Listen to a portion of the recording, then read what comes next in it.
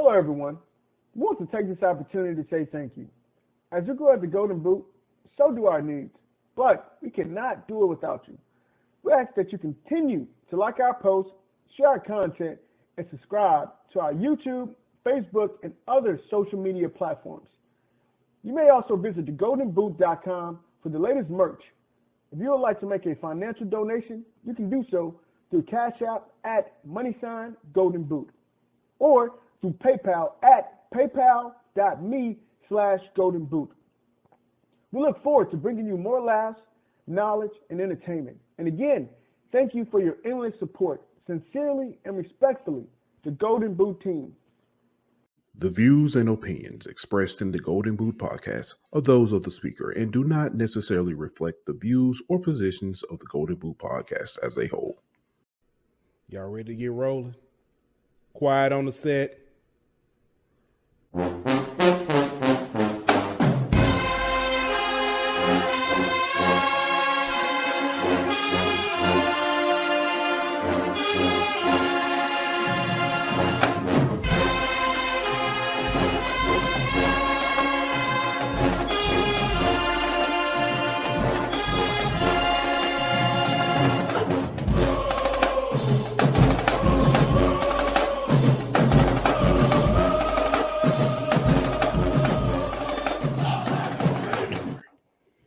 Hey, welcome back to another episode of the HBCU Hour. It's your boy Pooh Bear. I got my man Aunt Petty Murphy in the building. Daniel is out doing work, like real work this time. You know how that goes. Well, so he says, So he says. I don't know. I ain't seen the PTL work. I mean paperwork either. So yeah, I ain't proved that.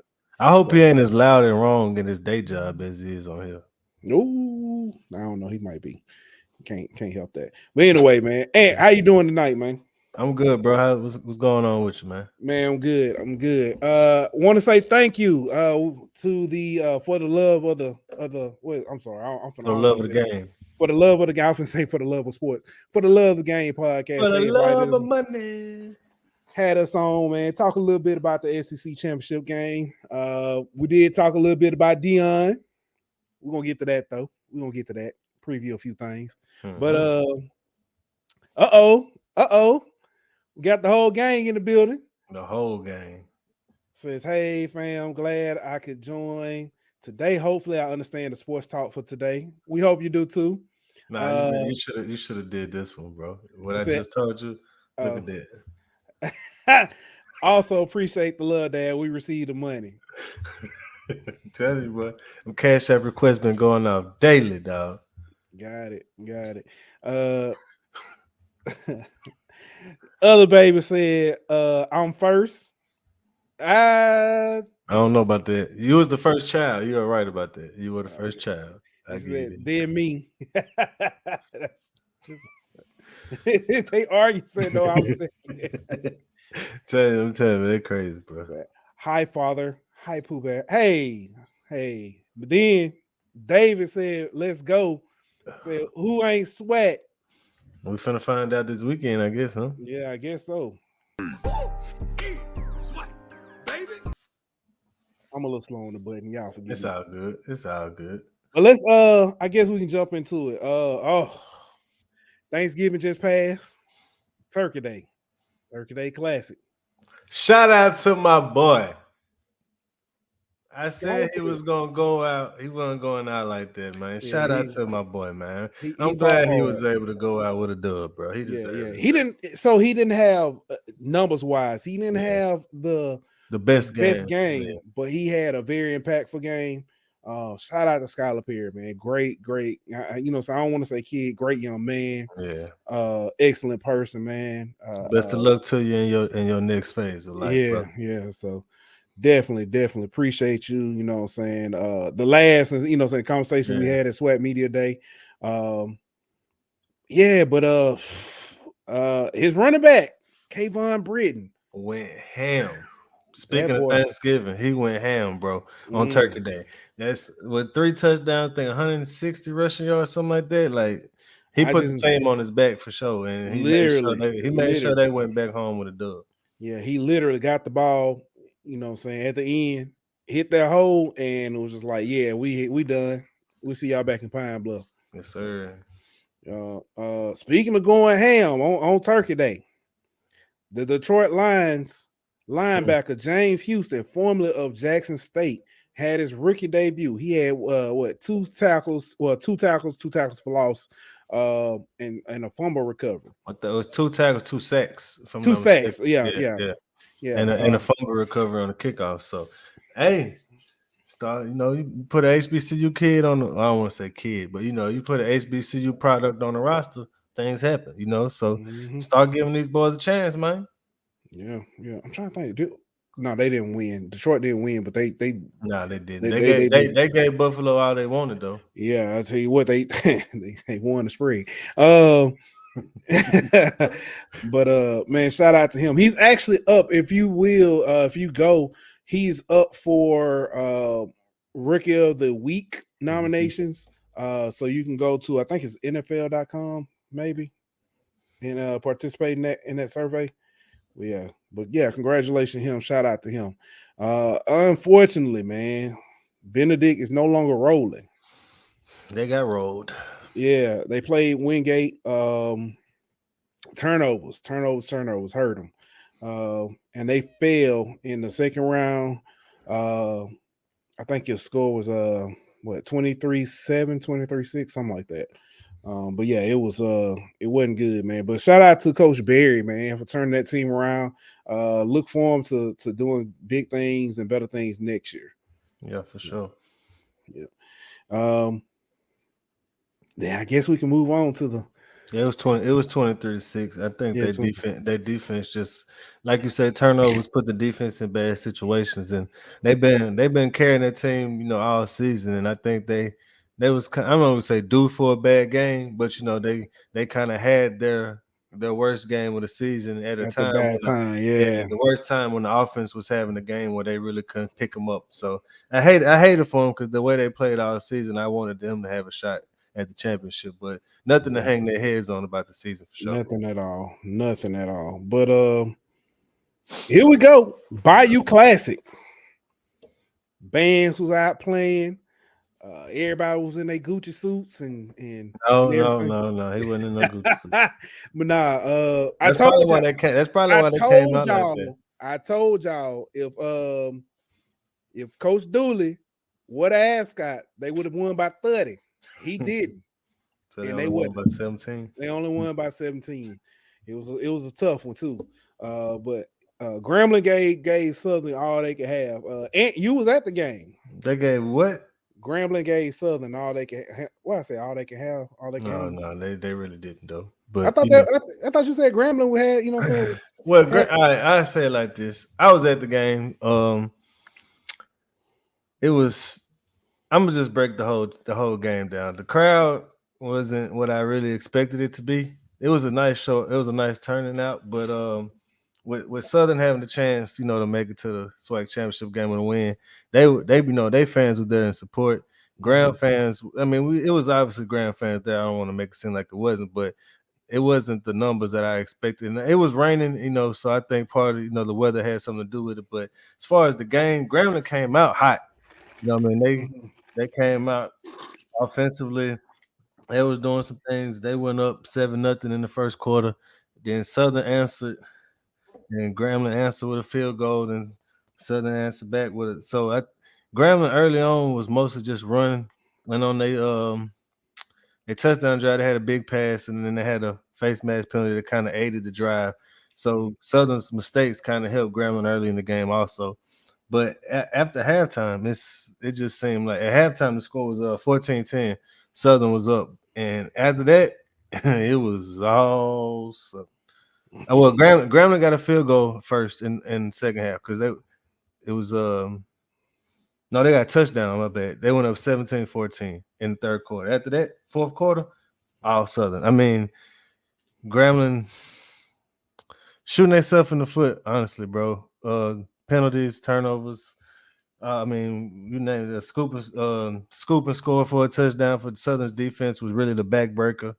The interception. I'm sorry, but it was really the backbreaker, honestly. And Grambling had a big they had made a stop, and then they had a roughing the kicker penalty that kept the drive going for Southern, which led to a touchdown. So it's just like every time Gremlin kind of rose to the occasion, they did something to knock themselves back down. So, but ultimately, man, they just looked like an undisciplined football team, from the penalties to the turnovers to some of the mistakes they made. It just didn't seem like they were disciplined. And I mean, it's ultimately the players are responsible for that. You know, you got to be the one to stay on sides. You got to be the one to not false start.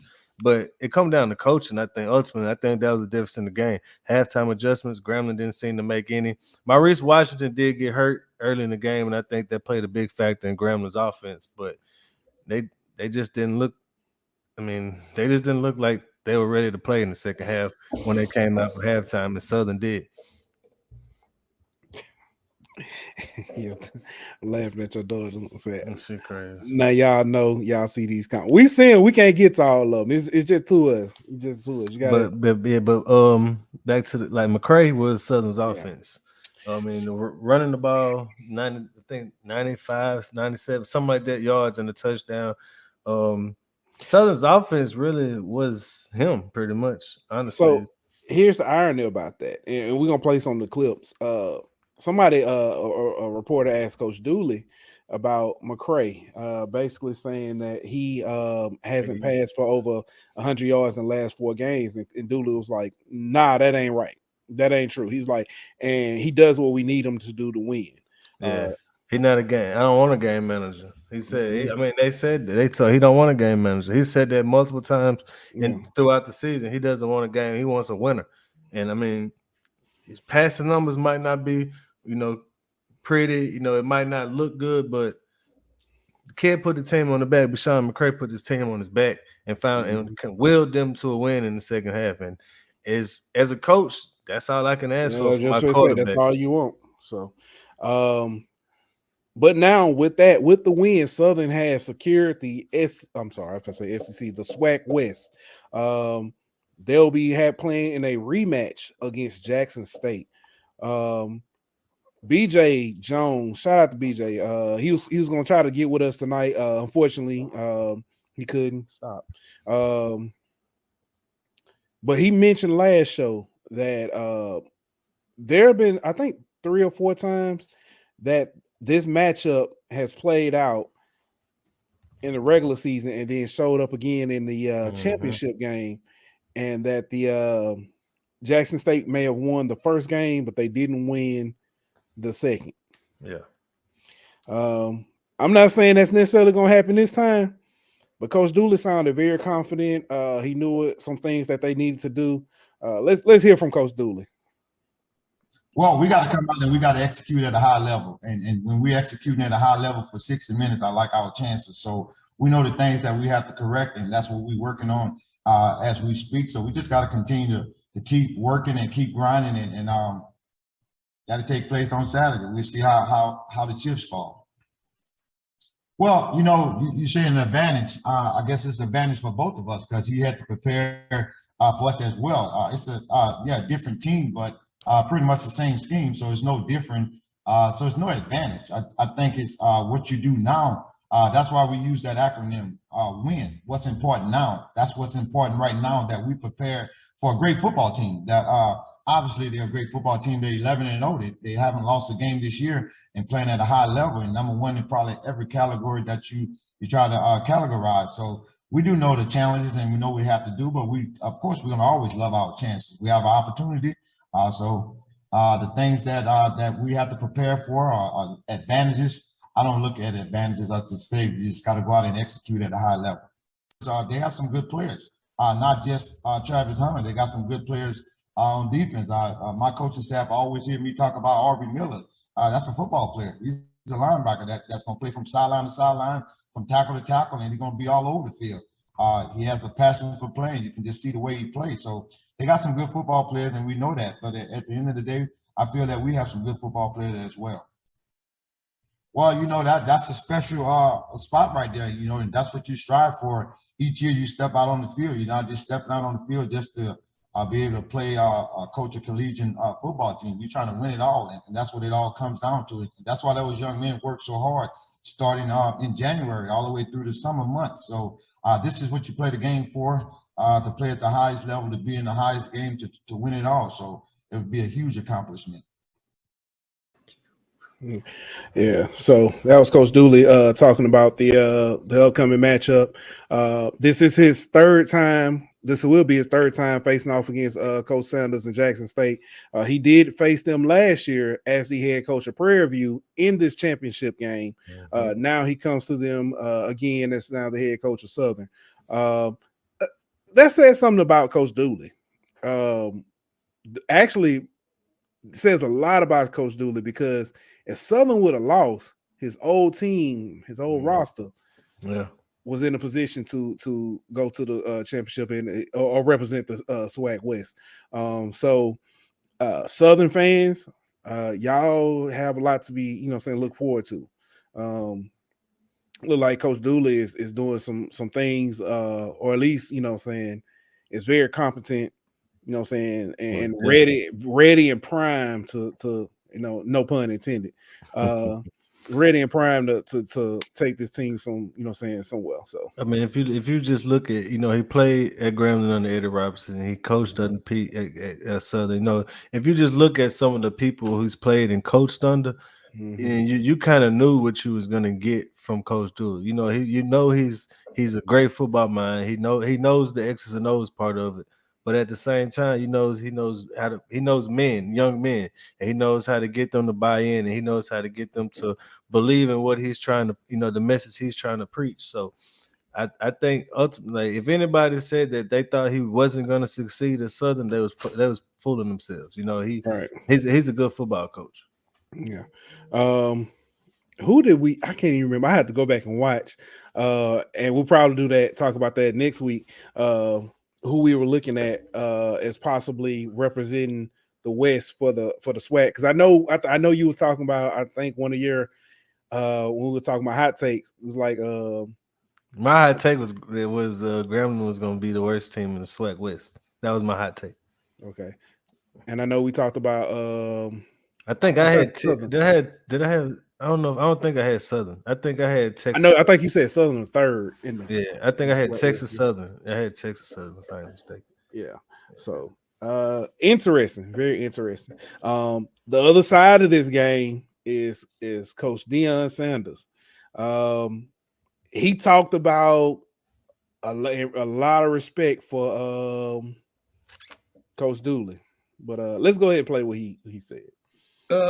First and foremost, I'm excited about the matchup. They're well coached. I have the utmost respect for their coach. He's doing a wonderful job. I'm just hearing statistics on the defense, with leading the nation with sacks and touchdowns, defensive touchdowns. That is unbelievable, and the nation needs to know about that, because that is a feat in itself, and it shows you the consistency and the coaching talent and the players that they have.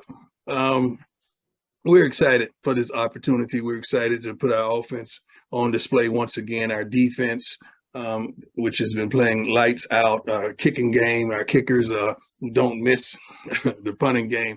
We're excited, and to really have this influx of economics into our city once again is going to be unbelievable. Everyone is going to win in some sort of fashion, except for one team on the field this week. But I think it's truly a blessing to have the championship here, and it's really a rivalry type game. So I appreciate it. I look forward to it. I can't wait. I anticipate it. Well, we've been slacking the second half of the season because a few people have caught up with us, and we got to be a little more innovative, and Brett is doing a good job of that right now in the lab. But Shador is progressing.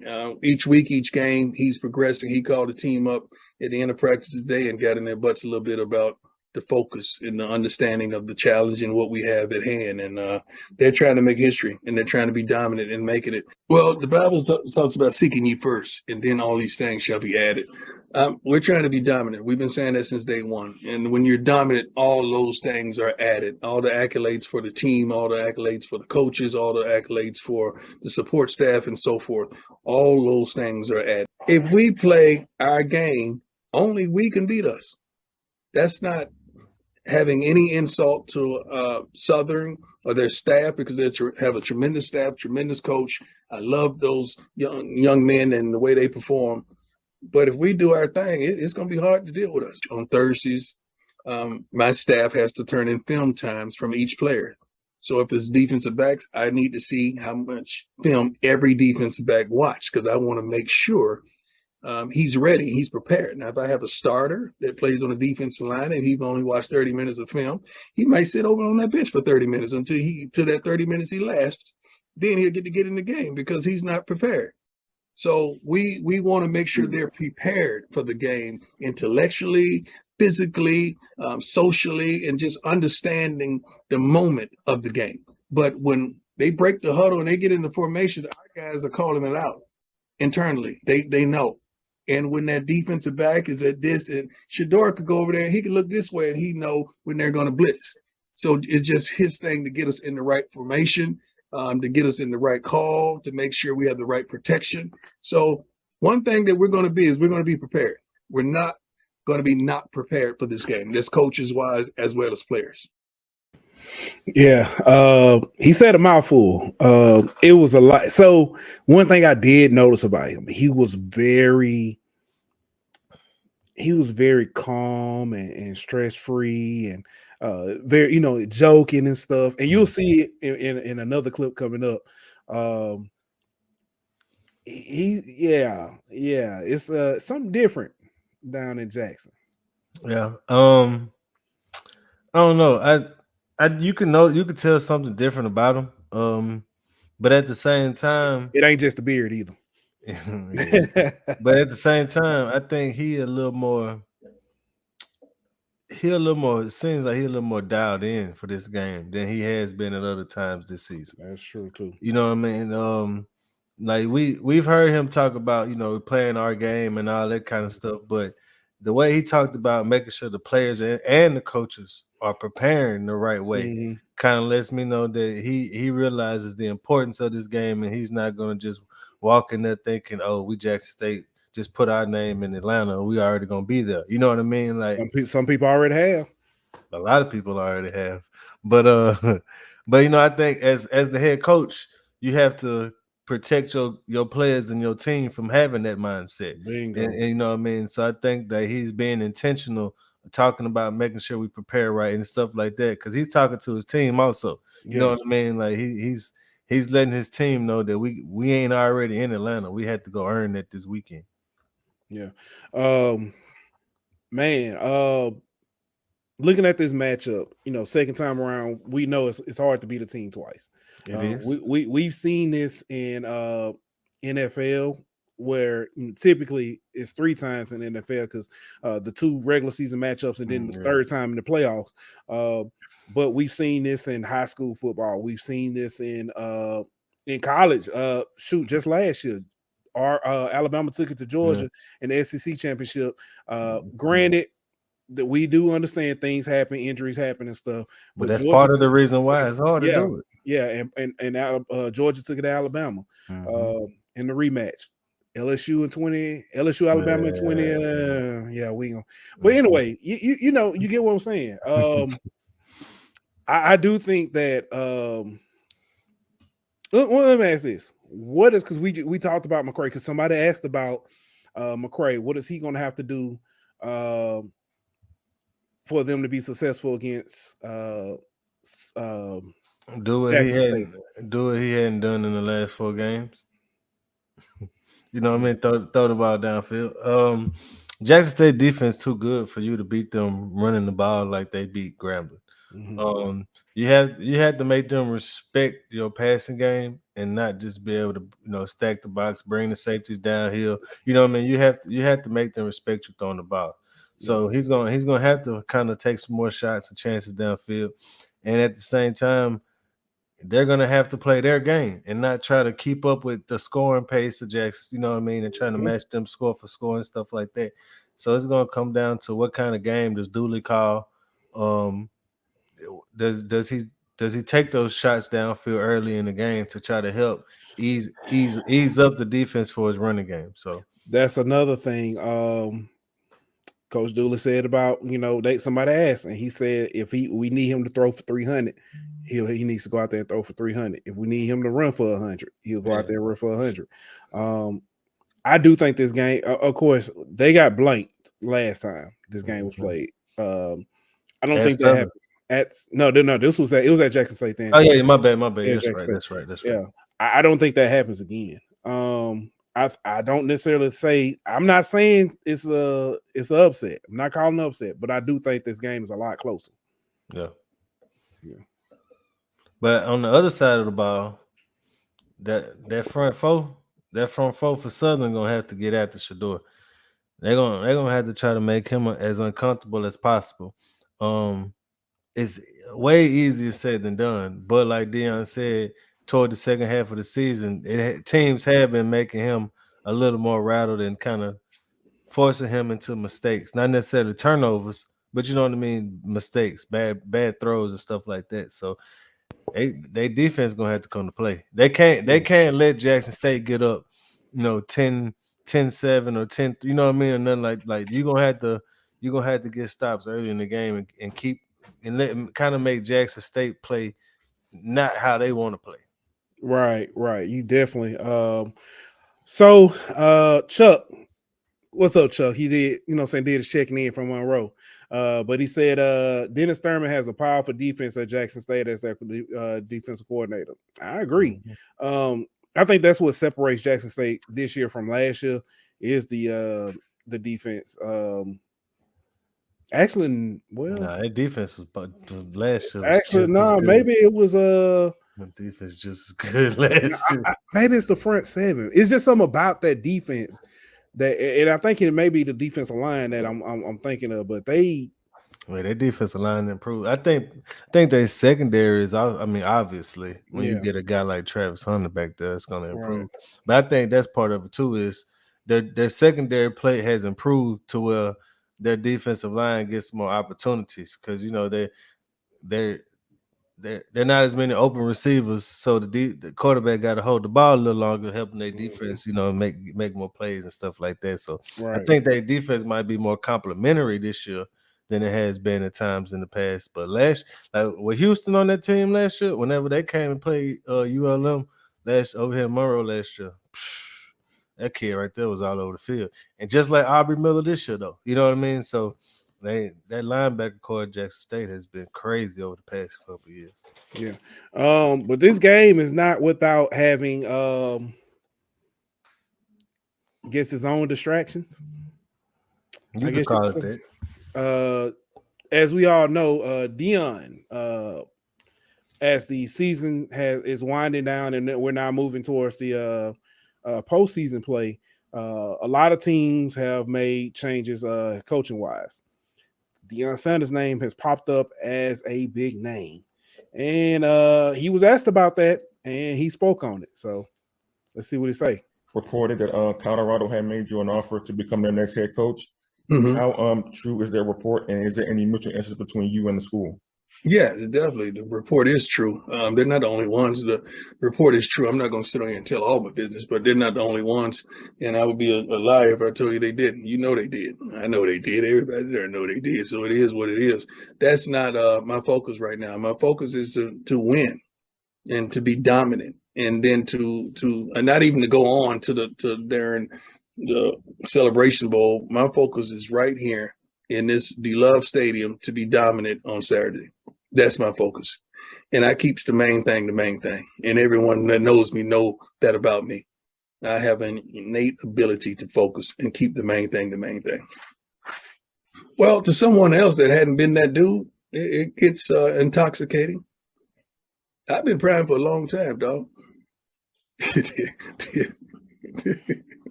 Attention ain't nothing new to me. Like, come on. This is. I'm not being braggadocious or whatever. That's a wonderful word, isn't it? Braggadocious.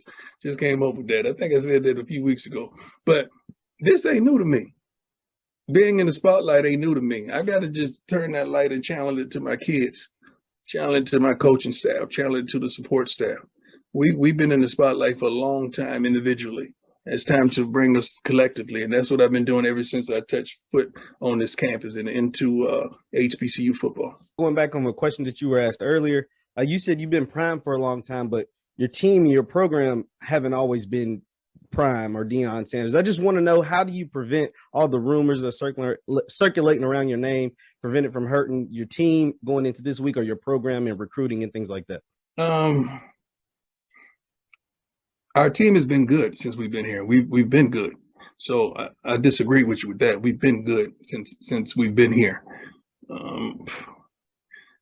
We focus, man. Like we're dialed in. We have some really good coaches and guys that have been to the highest level of football, and we know how to focus our kids. We know how to make sure our kids are watching enough film. We know how to make sure our kids understand their alignment and assignments to another level.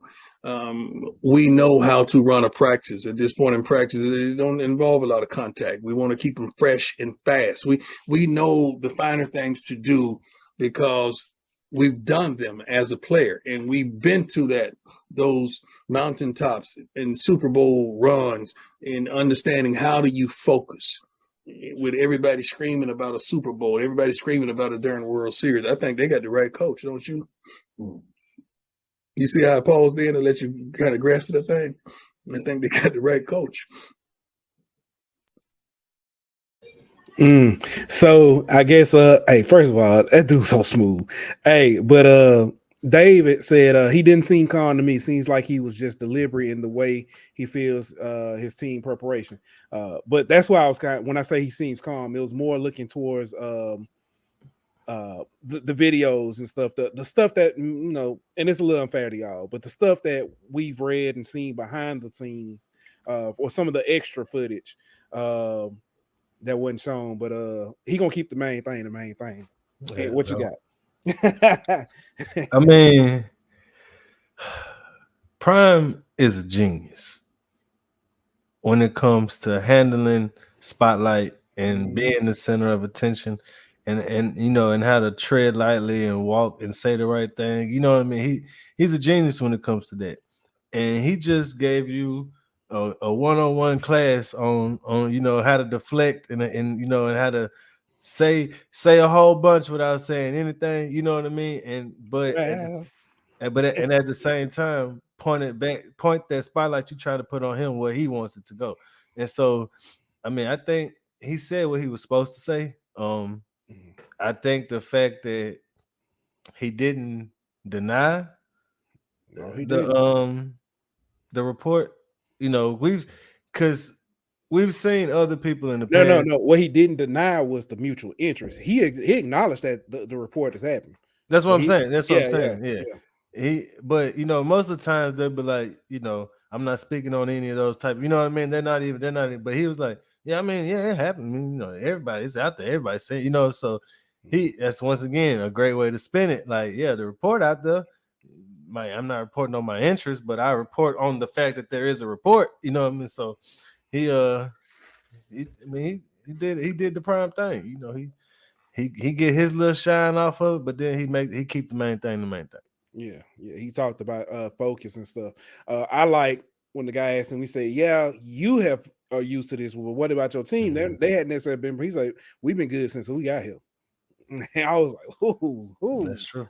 Ooh, that's true. Yeah. They might not have been this good, but they have been good. Yeah, they have. The best question was the one from the dude from Barstool, though. I don't know if you've seen that. I did. I saw it. Oh man. Oh, that was the best question. For those of you who don't know, there's a guy from Barstool said to Deion, he said, hey, my favorite team is the Kansas City Chiefs, and they playing the Denver Broncos next week in Denver. Can I ride with you? And Deion, it was hilarious. That was a spin. He was like, man, why you do me like that? That's the best one yet. That's the best one yet. It took you a while to come up with that one, huh? That's the best one yet. But yeah, it's the speculations. So some of the teams that have let's put that out there. Some of the teams who have reportedly shown interest: Colorado, not Georgia Tech, but Georgia Tech affects this. It was Tulane. Willie Fritz was reportedly leaving Tulane to go to Georgia Tech. Georgia Tech decided to remove the interim tag off the coach who was currently there. So Willie Fritz is staying put at Tulane. So Tulane is now off that list. Cincinnati. I didn't even know. I hadn't realized Cincinnati. That one when Fickle got the Wisconsin job, that one started coming out as possible interest there for them reaching out to him. But they're gonna interview Ohio State's wide receiver coach. Yeah. So Brian Hartline. So we'll see. But Brent Key at Georgia Tech. Yeah. That's right. So what up, Tuck? Right now it's just Colorado, Cincinnati, and then the USF. South Florida. Our encyclopedia man said Rod J from JSU TV was the one who said that to Deion. So if y'all get a chance, go look that up. It is hilarious. It is hilarious. Encyclopedia strikes again. Florida, we said USF.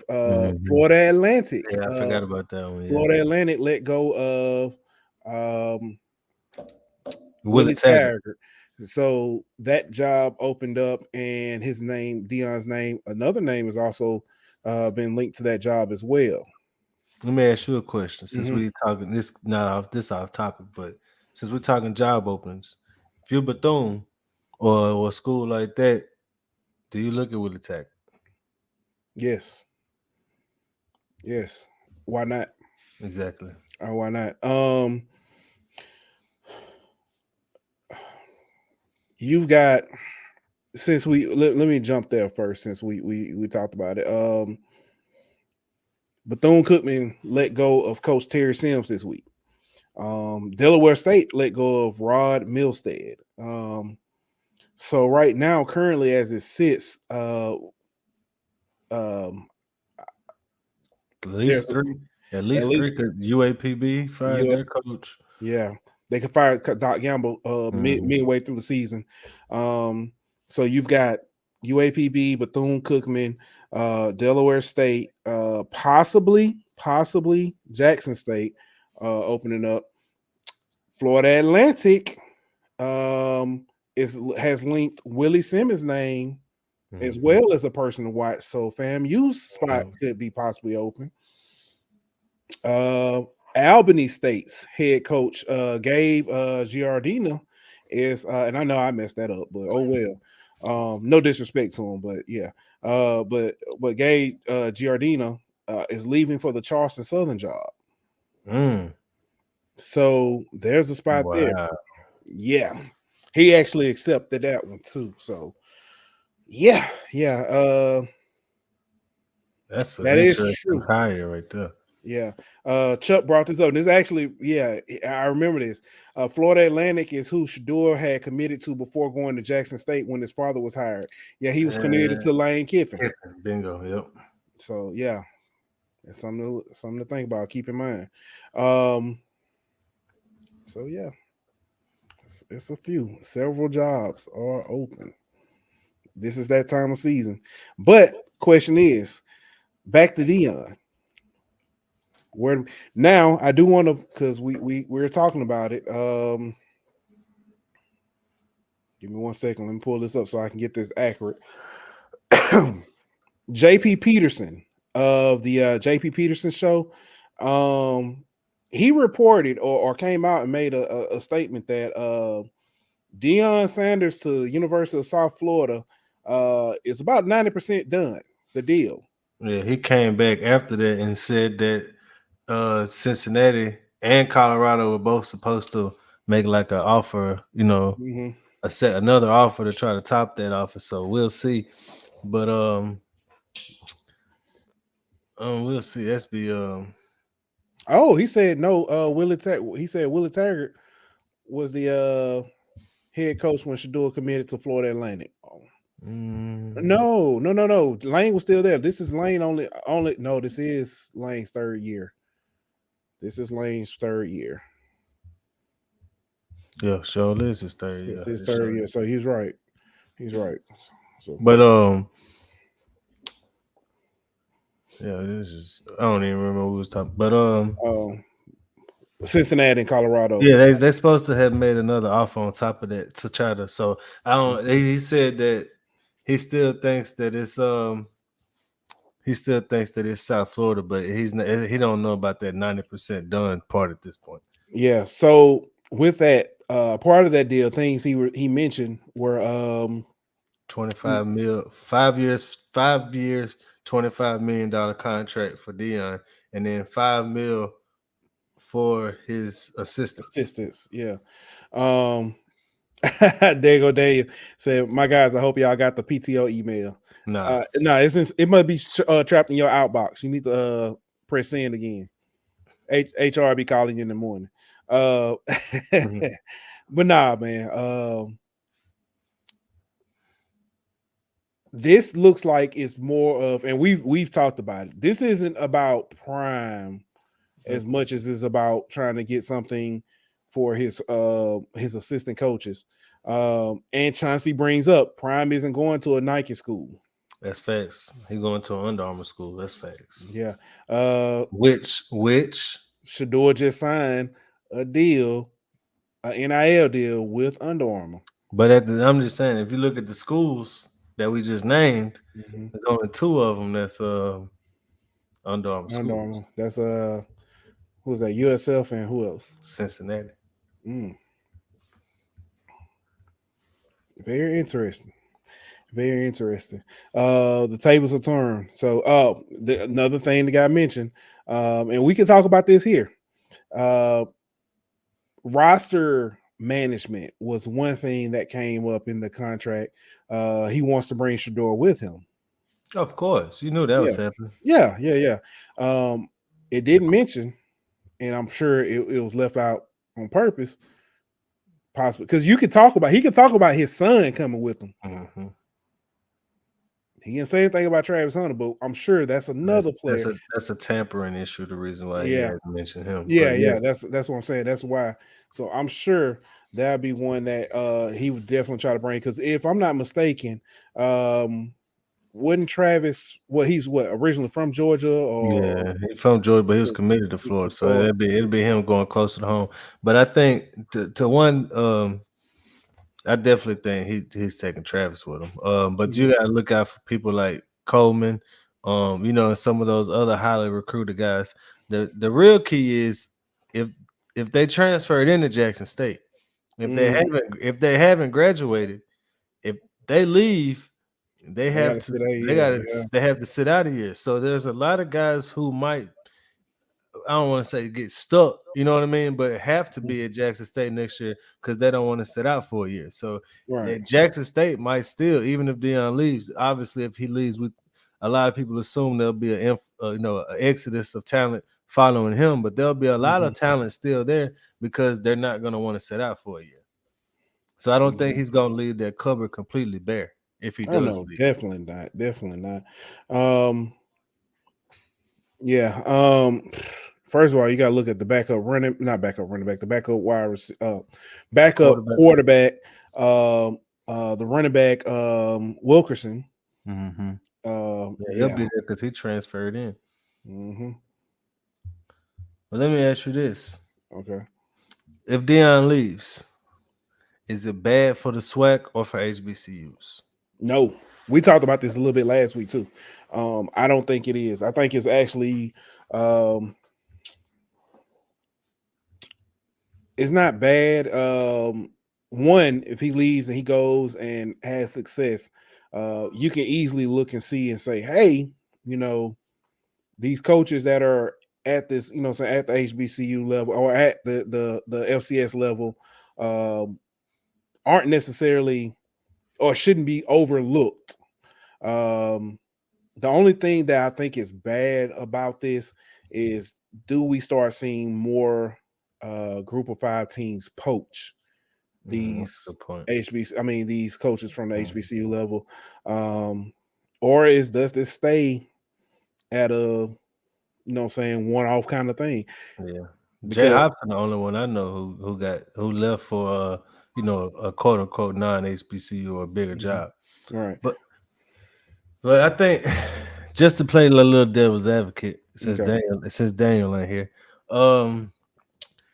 To the crowd that's gonna say he said he took this job for the culture and to help HBCUs and to take HBCUs to another level. Like he has done that while he's here. Don't get me wrong, but to the people who will say he left before the job was finished.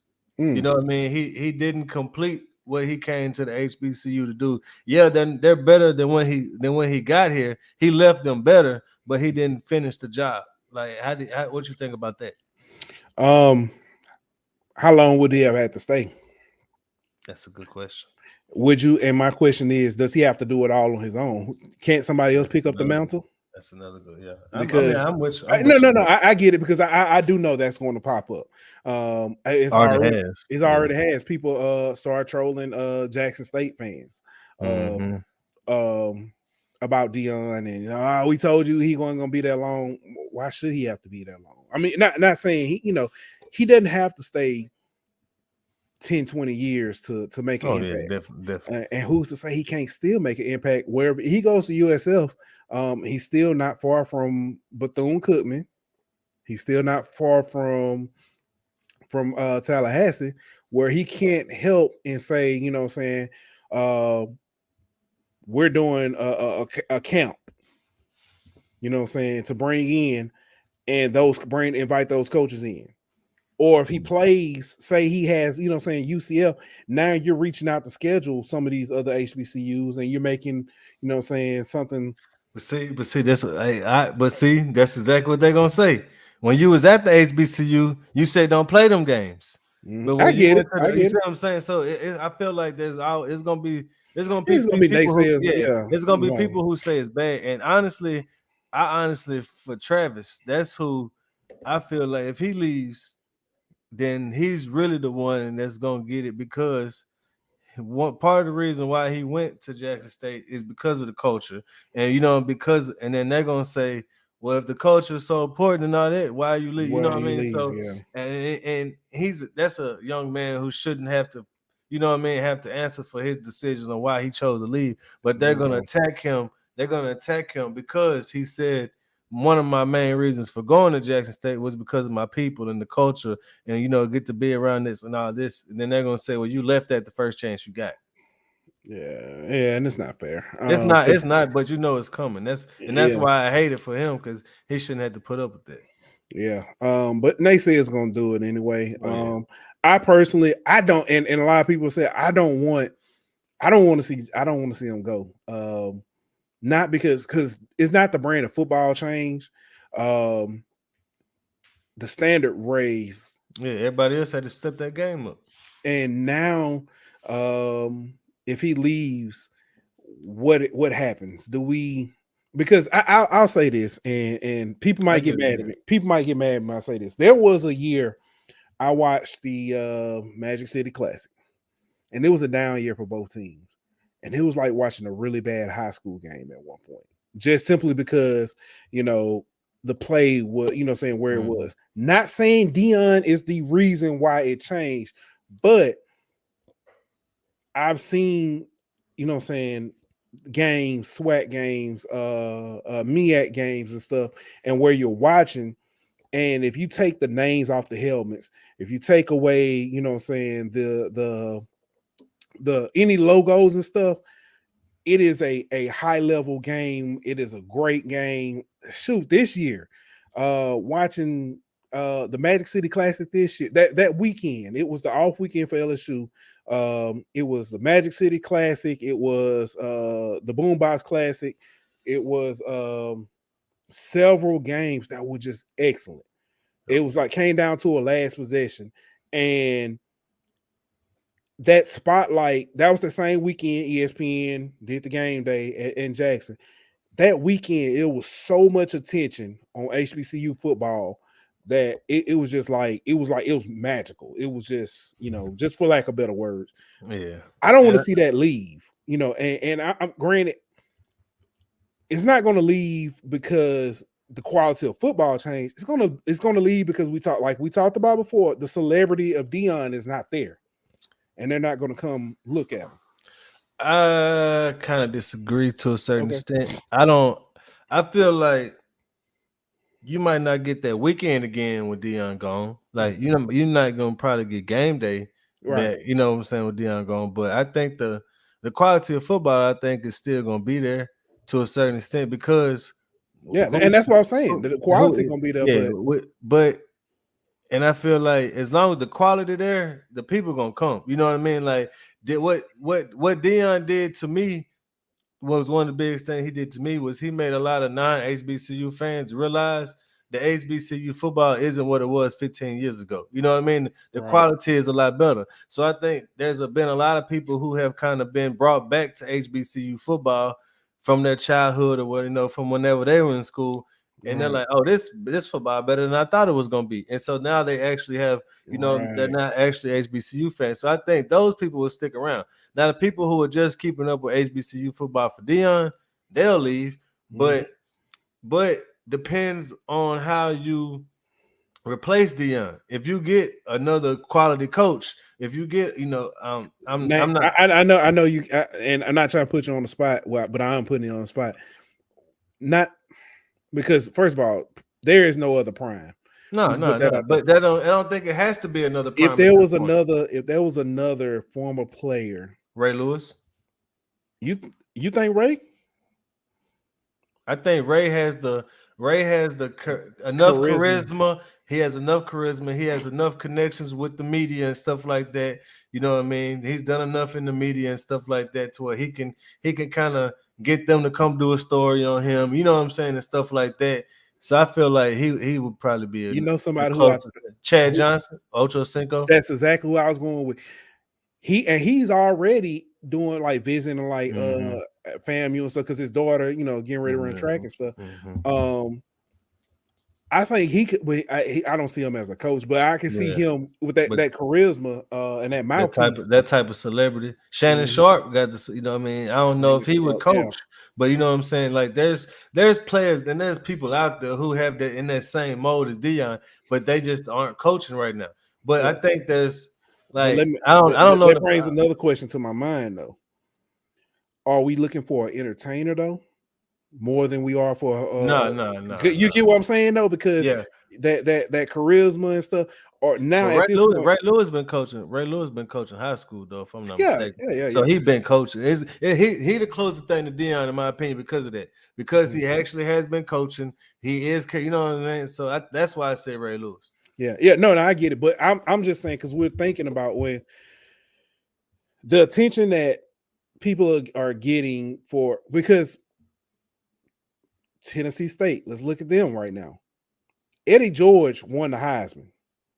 Eddie George played in a Super Bowl. He didn't win it. He played in the Super Bowl. He played many years at a high level in the NFL, but he doesn't get the same. I mean, granted, he about as exciting as dry paint, bro. Like so again.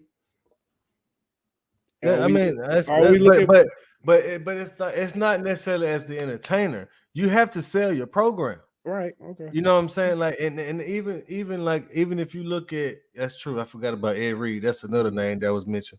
But even at like the Power Fives, like there's certain things that you have to do to sell your program. And if you at Power Five, you have the resources to get ESPN to come do a story. You know what I mean? And stuff like that. Deion just picks up a phone call and says, hey, dude from New York NFL Network, come do it. You know what I'm saying? Like, because he has those connections. Eddie don't have those connections. So he can't necessarily, and it's not about being an entertainer or nothing like that. It's just about getting your program in the forefront where people can know about you and follow your program and stuff like that. So that's part of it is not necessarily being an entertainer, but being a marketer, you know what I'm saying, for your program. Yeah, I get it. I had to play a little devil's advocate too. So. Yeah, I feel. Right. But I don't think that's what they need to follow that mode again because Deion did the marketing for you.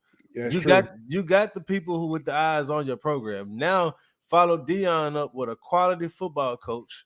I mean, like Brian Flores. So I'm not finna say they're gonna get him, but you know what I mean. Somebody who's Brian Flores is a name. If he went to but you know what I'm saying. Like, but if you got a type of person who you know is a proven coach and and it's not about the selling the program. It's just about taking what the foundation Deion built, and making it better, improving on it, and carrying it on. At this point, you just need somebody to do that. You don't need somebody who can sell the program. I want to see if some of those, if the NFL holds up to some of those commitments they made, that Deion asked them to for HBCUs. Yeah, I want to see if they hold up to that. That's not just him. But that was Shaq Harris and Doug Williams too. So I feel like they in good hands in some of that, because while Deion was the more vocal guy, the people behind the scenes, they still work. Oh, and granted, there's always somebody behind the scenes. Yeah, definitely. Even I don't want to get historical. Everybody talk about the March on Washington, Martin Luther King, but nobody talks about Bayou Rustin, who actually set it up. That's true. Y'all look that up. Chuck, I know you know everything. Shout out to Down South Football Podcast. He said, talking about Chad Ochocinco, said he loves FAMU. Most definitely. But let's get back to, I guess, some of these awards. The SWAC handed out or sent out a press release announcing some of the award winners of the year. Offensive Player of the Year. No surprise here. Deion Sanders. Actually, Jackson State kind of ran away with most of these awards. You got surprised? Yeah, no, not at all. Deion Sanders was the Offensive Player of the Year. Aubrey Miller was the Defensive Player of the Year. Well deserved. Yeah, Alcorn State's Jarvion Howard was named the Newcomer of the Year. Jackson State's Kevin Coleman Jr. was selected as the Freshman of the Year. And Coach Deion Sanders was selected as the Coach of the Year in the second consecutive season.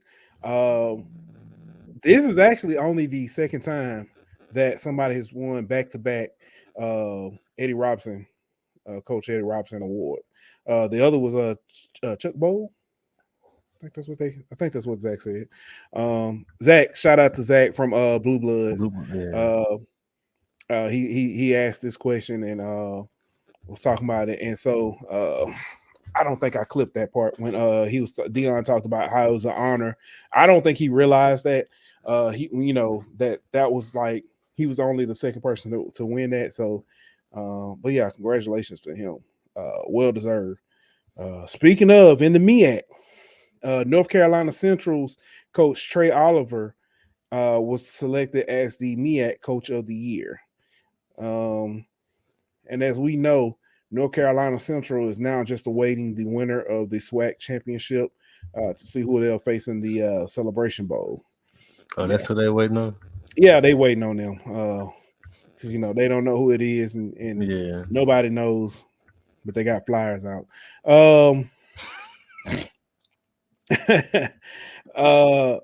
Morgan State's running back Alfonso Graham accepts a HBCU Legacy Bowl invitation. That's dope. But Monday is the day. Yeah, Monday is the day. Officially opens the transfer portal. But several players have already announced. We've mentioned some over the course of the season who have stepped into the portal. But UAPB defensive back Nathan Seward. I'm gonna say I think it's Seward. I'm not sure. I would say Seward, but Seward. Yeah. Either way, Seward. Apologize for getting your name wrong, though. Yeah, he entered or made notice his intention to enter the portal. Kayvon Britton, who won the hero of the Turkey Day Classic, also entered his name in. Morehouse quarterback Derek West, he entered his name into the portal. I'm thinking that is most likely because Morehouse also fired their coach or parted ways with their coach. So there you go. Alcorn State's defensive back Malcolm McGee, A&M defensive back Dennis Fisher, Benedict, quarterback, CJ Hales, Grambling State, offensive lineman, Romello Watson, Allen University running back, Bo Harrington, Alabama State quarterback, Miles Crawley, who's a significant action because of Grambling State running back CJ Russell also announced of his intentions, and for the Louisiana people, a lot of talk been talking about Trey Holly this year for breaking the rushing record for Louisiana, but a lot of people don't know that CJ Russell from Arcadia, originally high school, is in the top 10 in the state for rushing yards, and he's been at Grambling for the past couple of years, so he's put his name in the. See, I told you Chuck knew. Said Bayard Rustin. Yeah, and that's exactly why Bayard Rustin was instrumental on the March on Washington. Dr. King was talked about, but Rustin was not being talked about as much because of his sexual orientation. Rustin and A. Philip Randolph were the men who made it possible for MLK. What you didn't know was Chuck did a report in 9th grade on Bayard Rustin, so he had that already. Yeah, I know, right? But I saw this next thing. I saw this the other day. I don't know exactly how true it is, but they said that the MEAC currently had 24 players entering the portal and 17 were from Norfolk State. I don't know if this was like a joke or if this was true, but that is wow. That is crazy. So I mean, it's the new age of college football, and that's the thing. Like everybody, we have to remember that just because they enter the portal doesn't mean that they're leaving the university. That's true. You know what I mean? So some of these players could return, but I mean, it's a new age of college football. The players want to see, who wants them, where they can go to maybe a bigger part, a bigger market. I mean, it's just like any other, industry. You want to, you put your resume out there to see, what job offers you get. It's no different. They want to see, if they can play at, the bigger level, the next level. Speaking of, a lot of names have been mentioned or have players have come out declaring their intentions to enter the NFL draft. Grambling's Josh Reed, FAMU Isaiah Land, Texas Southern's Kevin Harris, Mississippi Valley's Ronnie Thomas, Bethune-Cookman's Kamari Averett, and Tuskegee's Tarian Taylor. These are just a few. This isn't everybody. This is just a few of the names that popped up. But yeah, it's that time of year. Yep. It's somebody I saw a funny. Somebody said this that respect my decision type of season. Yeah, definitely is. And I mean that's a good point though. The respect the decision. I mean, we gotta remember these kids doing what they feel like is best for them, and it might not be what you want them to make. The decisions you want them to make or anything like that. But at the end of the day, it's up to that kid, and that kid's doing, or that young man is doing what they feel is best for him and his family. So, try to be, mindful of that whenever you start seeing these announcements and stuff like that. It's okay. It's okay to be It's okay to be upset that your team might be losing a good player, but at the end of the day, remember that that's somebody's son. That's a young man who he's trying to do what's best for his career, and he might not even leave just because he's entering the portal. So be mindful of that in the way y'all talk to these young men. That's our boy DK. DK said, "What's good, bros? Y'all think Deion really about to dip?" A wise man once said, "Does a bear poop in the woods?" I'll just say that Dylan right there. Yeah. He out like a fat kid in dodgeball.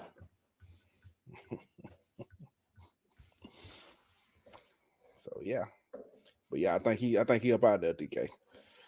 I think he's up out of there. I hope he's not. Honestly, I hope he's not. I hope I'm wrong. Yeah, but I think he's got, and it's not like I say. I think he's doing it for his assistants. Yeah. All right. Go where? I say USF. I'm gonna go. Yeah, if I was a betting man, yeah. South Florida. Yeah. Yeah. Hold on here. Let's see. Well, it's the end of football season. Our first it ain't full. Yeah. Well, it ain't the end. I mean, we got 2 more games, but we already know who's gonna win this one this Saturday, though. Man. Yeah, I mean, everybody seems to have that in.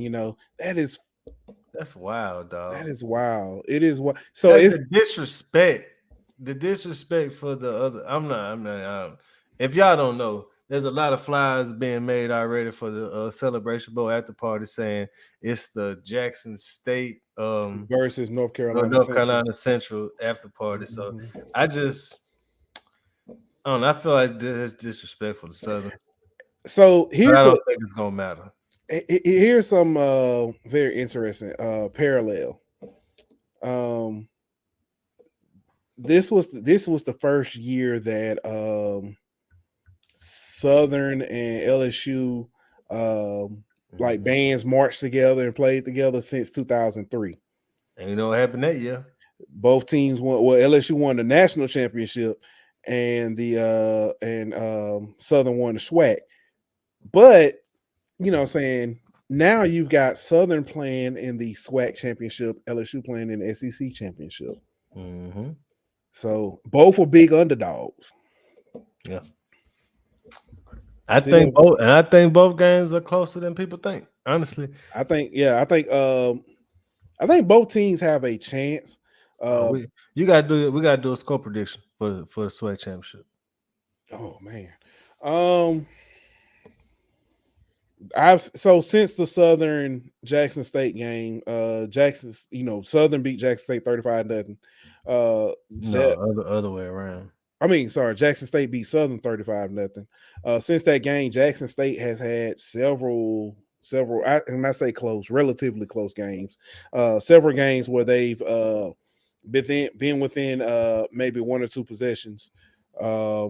Which is close for them. Yeah, which is close for them. I'm going with because I think this score has happened like 2 or 3 times. I think the score is going to be, I'm going to say 28-17 Jackson State. That's kind of where I'm on. I was gonna say 24-20, somewhere around up in there, 24-17, somewhere around up in there. I think. Oh, appreciate it, DK. He said, "Congrats on the Believe deal. Appreciate it." For those of you who don't know, we announced a while ago that we'll with Believe Podcast Network. They actually sent out the official notification today, as far as like social media and everything. Thank you to Believe, for having us. You know what I'm saying.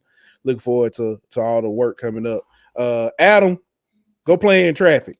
Hey, that's a great point. Adam said, "You going to meet Miss Lucy at the championship game?" No, I don't know. That is a great point. Oh, fresh legs have been prevalent in celebration bowls with victories. That is a great. If you think about it, they don't have a championship game. They're not playing this weekend. That's true. That's true. They didn't play last weekend, so they got a 2-week bye before. And while Jackson State was off last week. Yeah, but if Southern wins, if Southern happened, Southern won. They played last week. They played this week, and so that's 2 weeks of rest that they would have on Southern. If that's I didn't think about that, Chuck. That's a great point. And the only team that was able to beat them was them G-men. You know what I'm saying? That's true. Shout out Coach Files, man. My boy about to get him a state championship. David Irvin Jr. says Southern is going to have to make it ugly to have a shot. Stop them from burn off on them. Yeah, that's true. Yeah, they're gonna have to make it ugly. That's one thing that Deion did. Coach Sanders did say he said that they have to get back to their explosiveness. So yeah. And I think if you Southern, you try to make it as ugly as you can. First, force a turnover or two, give your offense a short field, and try to muck it up a little bit to where they can't play they explosive game, and they got to try to grind out a victory version. Yeah. So next time we meet, we're gonna be talking about a Celebration Bowl preview. And probably be talking. Well, we will be talking a lot more basketball. Basketball season is underway. Yeah, it's hot and heavy right now. But the question is, next Wednesday when we talk, will we be talking about Deion Sanders, head coach of Jackson State, or we'll be talking about Deion Sanders, head coach of insert team name here? To be continued. Same bat time, same bat channel. Yep. Yeah. Appreciate y'all for coming, man. Hey, thank y'all for coming out. Thank y'all for listening, tuning in. He says DK1, he says SU would be able to will have to be able to pass. Definitely. Yep. Like we talked about that earlier, bro. Yeah, they definitely gonna. You ain't gonna be able to do what you did Saturday to beat Jackson State. That's for sure. They gonna.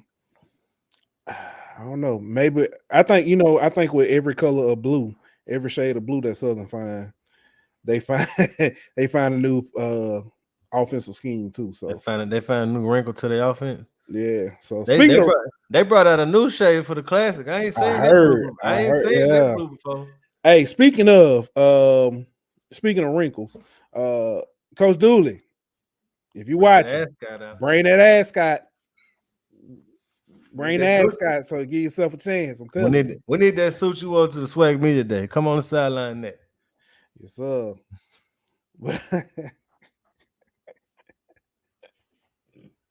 He had the ascot on in too. So Gucci down to the loafers. No socks. All right. Hey, appreciate everybody for watching, tuning in. We'll be back next week. We'll be back tomorrow with the Golden Boot. And like that. Bye. We out. Hello, everyone. That ain't it. Who is SWAC? If ain't SWAC. Who is SWAC? If ain't SWAC. Who is SWAC? If I ain't SWAC. Who is SWAC, baby? Who